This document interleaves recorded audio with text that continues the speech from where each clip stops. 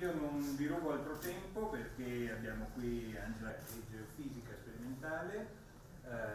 Stefano Ruffo.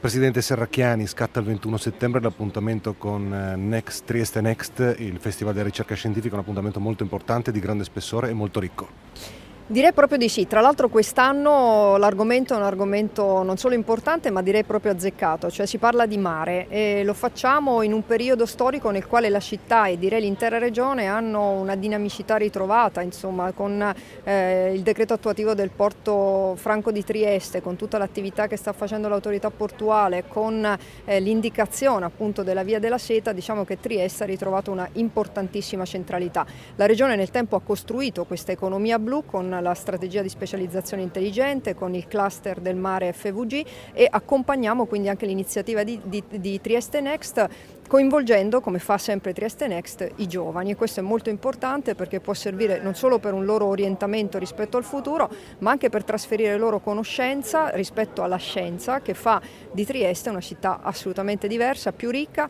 e che si sta già proiettando verso il 2020 con Trieste Città della Scienza.